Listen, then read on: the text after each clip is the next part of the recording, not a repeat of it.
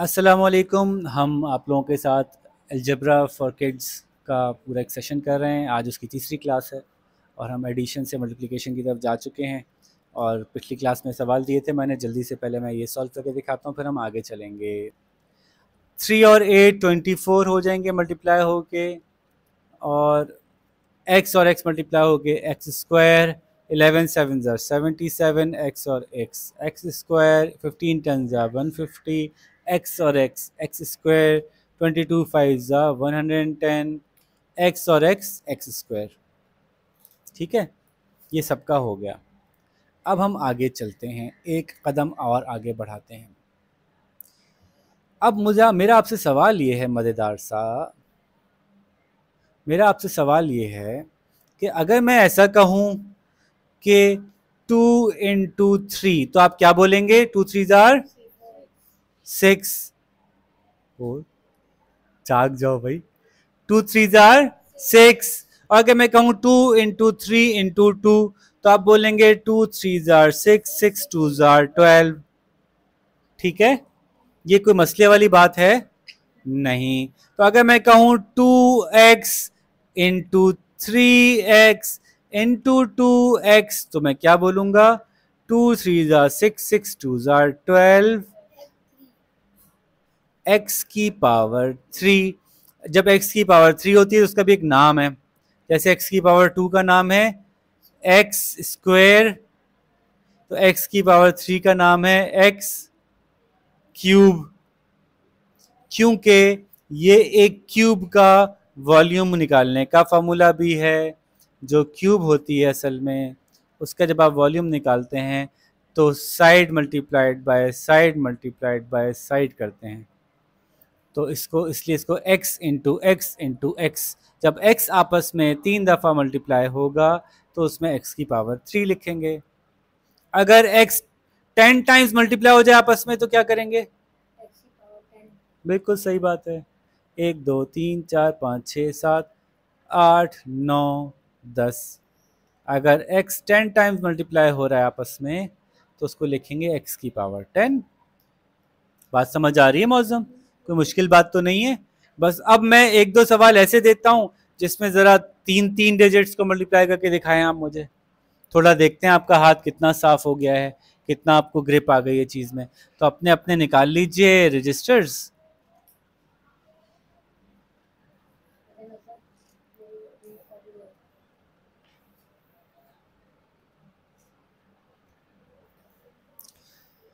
जी साहब,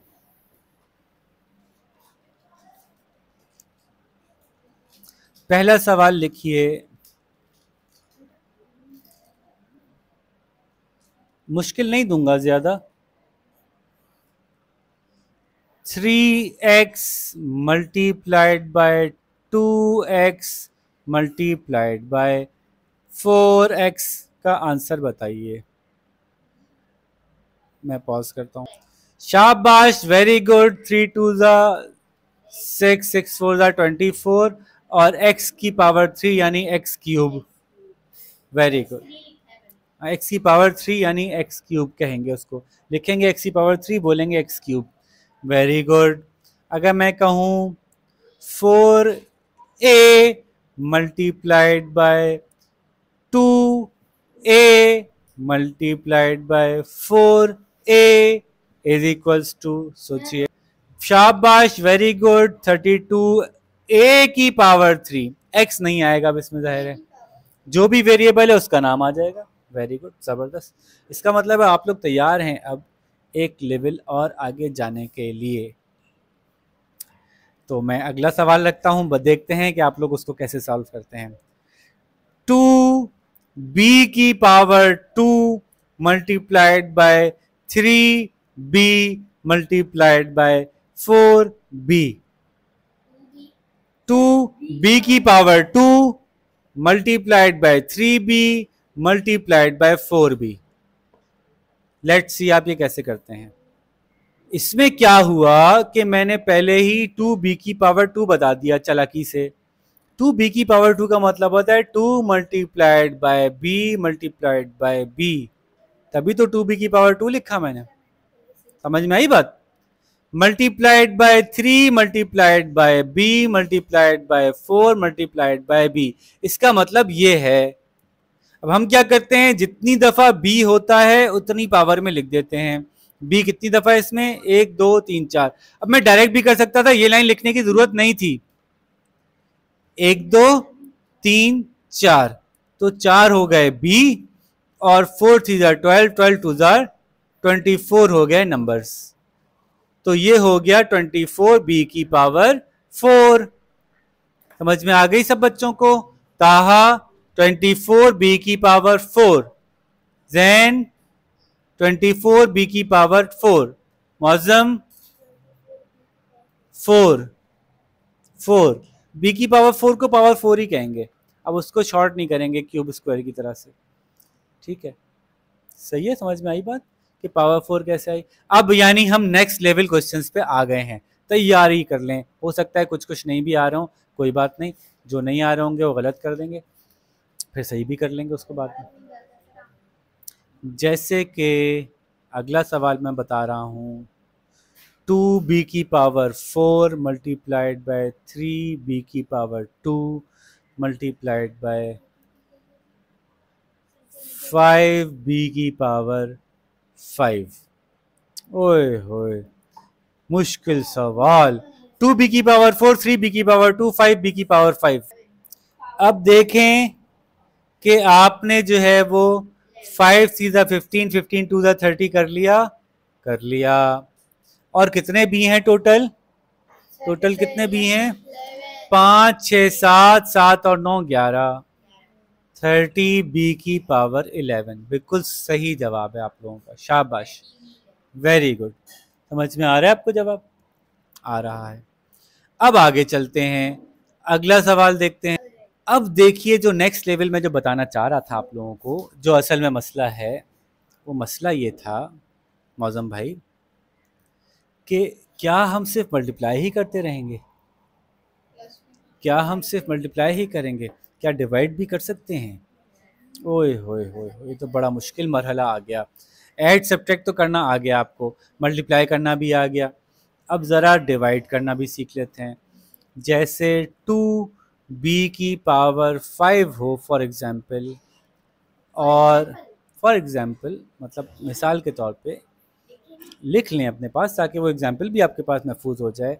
divided by 2b की power 3 हो फॉर एग्जाम्पल, तो ये देखने में क्या होगा, इसको यूं भी लिख सकते थे 2b की पावर 5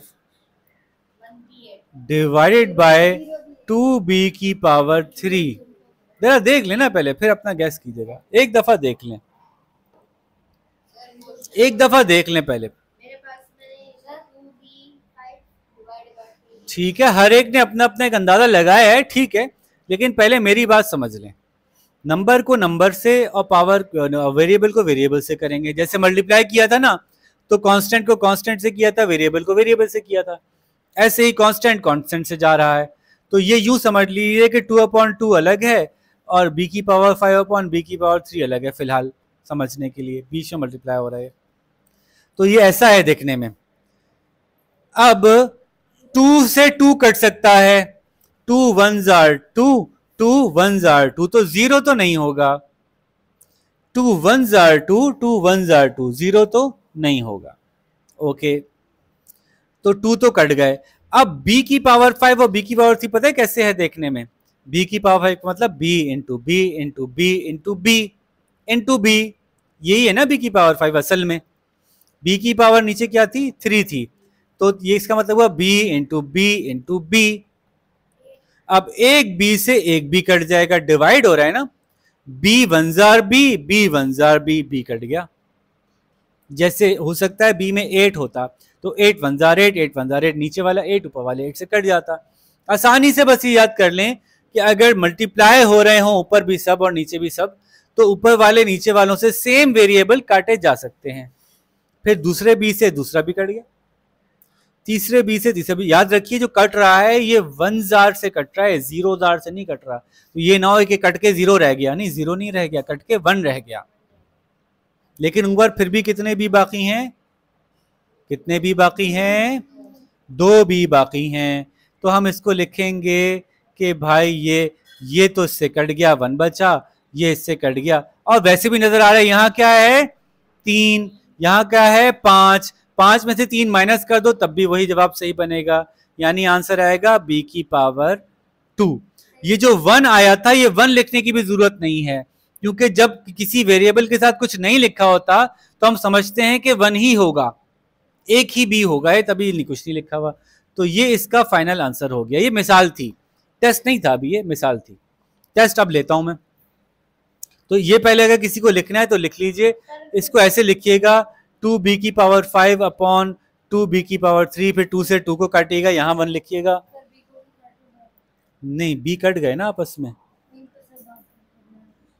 जैसे b कटे तो पता चला कि b की पावर 2 बच गए। ऐसे जितने भी होंगे, जितने नीचे होंगे उतने वाले ऊपर में से माइनस हो जाएंगे। अगले सवाल में प्रैक्टिस होगी ना, अभी देखिए आप, अगला सवाल देता हूं।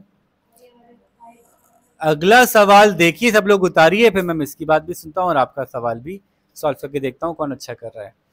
सवाल है 15c की पावर 12 डिवाइडेड बाय 5c की पावर 4। अभी आप कीजिए, मैं वीडियो पॉज करता हूं। ये बात बच्चे कंफ्यूज कर जाते हैं कि ये तो आपस में मल्टीप्लाई डिवाइड हो रहे हैं, 5 1 जार 5, 5 3 जार 15, तो ये तो आ गया 3। ये आपस में जब डिवाइड होते हैं तो ऊपर वाली पावर में से नीचे वाली पावर कट जाती है, माइनस हो जाती है, डिवाइड नहीं होती कि 4 1 जार 4, 4 3 जार 12, ये नहीं होता इसमें। बल्कि मैंने शक्ल दिखाई थी आपको कि हो क्या रहा है कि ऊपर 12 सी हैं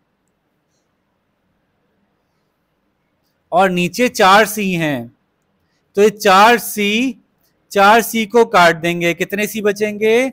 8 सी बच जाएंगे। तो यूं डायरेक्टली देख लें कि जब वेरिएबल से वेरिएबल डिवाइड होता है तो पावर्स आपस में सब्ट्रैक्ट होती हैं। जैसे जब वेरिएबल से वेरिएबल मल्टीप्लाई हो रहा था तो पावर्स आपस में क्या हो रही थी? ऐड हो रही थी। ये देखिए यहाँ पे b की पावर 4, b की पावर 2 और b की पावर 5 आपस में क्या हुई थी? ऐड हुई थी, तो b की पावर 11 बनी थी। इसी तरह से डिवाइड करते वक्त पावर एक दूसरे से क्या होंगी? सब्ट्रैक्ट होंगी।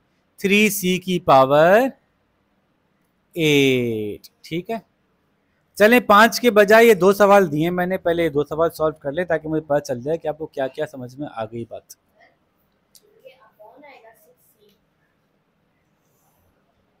अपॉन 6c, ये देखिए मैंने अपॉन की लाइन डाल के 6c लिखा है, तो ये कर लीजिए शाबाश, फिर हम देखते हैं। अच्छा भाई, बच्चों ने ट्राई किया, अब हम ट्राई करते हैं, कोशिश करते हैं।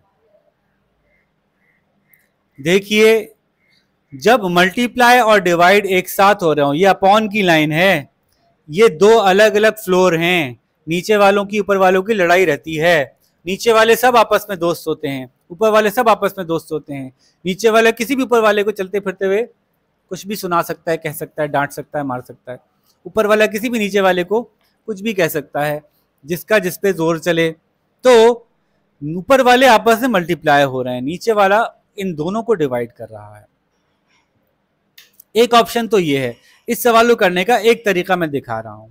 ऊपर वालों को पहले सॉल्व कर लो। 24 2 जार, देख रहे हैं भाई, आप लोग देख रहे हैं सारे? 24 2 जार 48 ऊपर आ गया, और c का पावर 3 और c की पावर 4 क्या बन गया? c की पावर 7। भाई ऐड होगी ना, जब मल्टीप्लाई हो रहे हैं तो ऐड होगी आपस में।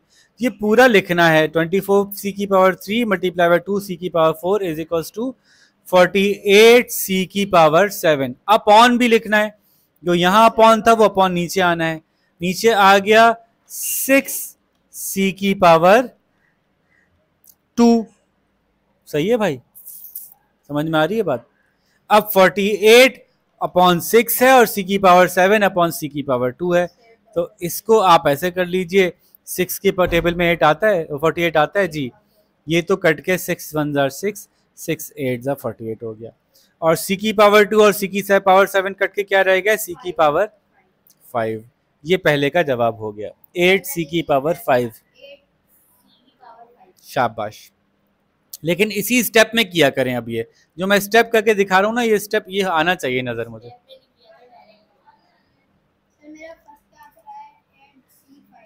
8c⁵ ठीक है भाई।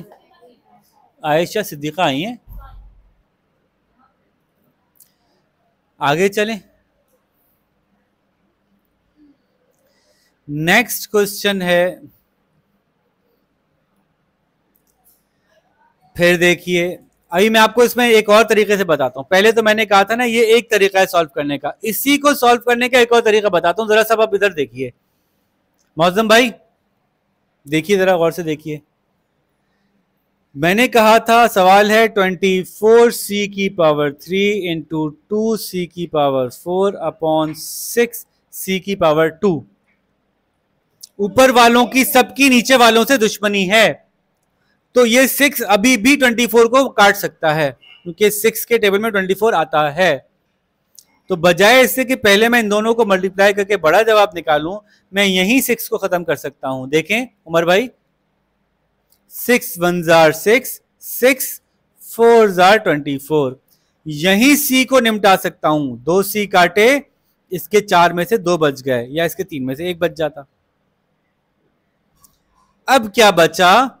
अब बचा एक 4 और एक 2, 4 2 8, और सी में कौन कौन से बच गए? c⁵3 और c⁵2। पावर 3 और 2 ऐड होके क्या बनेगी? c⁵5। पहले क्या आंसर आया था?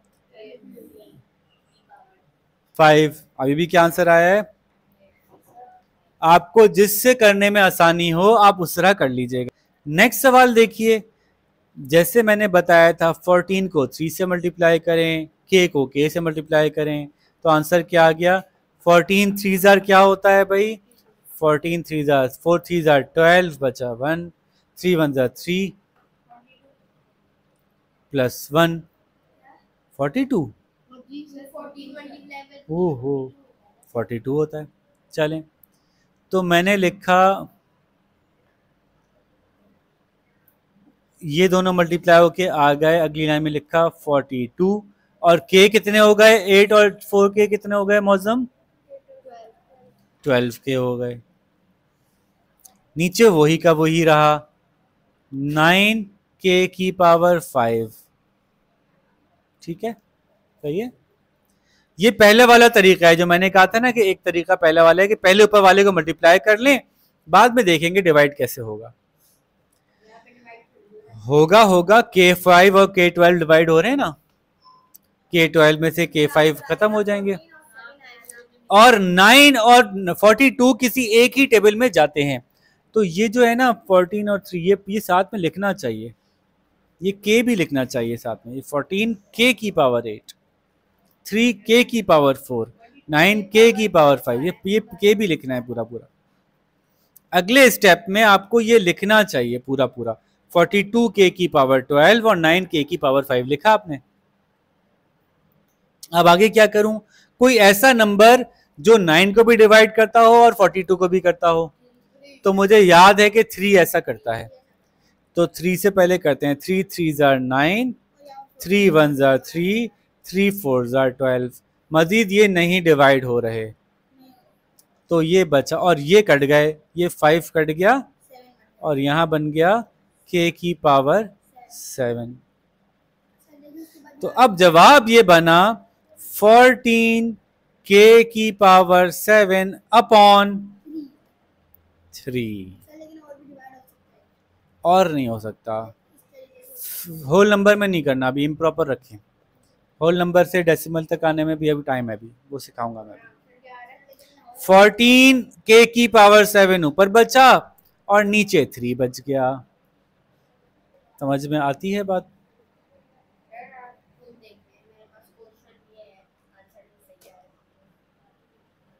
अपॉन में नहीं लिखा ना आपने। 14 k⁵8 multiply by 3 k⁵4 upon 9 k⁵5, ये नहीं लिखा। सवाल पूरा नहीं उतारा ना आपने। ठीक है बच्चों, ठीक है अब्दुल अहद भाई, ये बात समझ में आई? उमर भाई बात समझ में आई? अब अगर मैं आपको ऐसे कुछ सवाल और दे दूं तो क्या आप कर सकते हैं? आपको मज़े की बात बताऊं मैं, कि O लेवल्स 1 के चैप्टर 1 और 2 में यही सवाल हैं। हम वहाँ तक पहुँच गए हल्के हल्के करते करते, प्यार मोहब्बत से थोड़ा थोड़ा थोड़ा थोड़ा करते करते हम O1 के सवालों तक पहुँच गए हैं। इसको कहते हैं एक्सपोनेंशियल। एक टॉपिक में पहुँचे ना, बाकी टॉपिक से पीछे हैं अभी। अभी रेशो का टॉपिक अच्छा नहीं है, अभी परसेंटेज अच्छा नहीं है। खैर, तो मैं क्वेश्चंस लिखवा रहा हूँ, आप ये लिखिए, फिर आज का लेसन एंड करते हैं। लीजिए भाई, ये 3 सवाल ही फ़िलहाल मैंने दे दिए। अगर आप ये 3 सवाल करके सही सही दिखा देंगे कल तक, तो मैं समझ जाऊंगा कि आपको ये मल्टीप्लाई डिवाइड का चक्कर अच्छी तरह समझ में आ गया। जी, पता नहीं, मुझे नहीं पता। ये तो लाइन बनी हुई है, देखें, ये डिवाइड की लाइन होती है, अपॉन की लाइन होती है। ये एक सवाल है, ये अपॉन में लिखना है, अपॉन में लिख रहा हूँ मैं आपके सामने। सवाल जैसे मैंने उतारा है वैसे ही सवाल लिख लीजिए, सॉल्व कर लीजिएगा।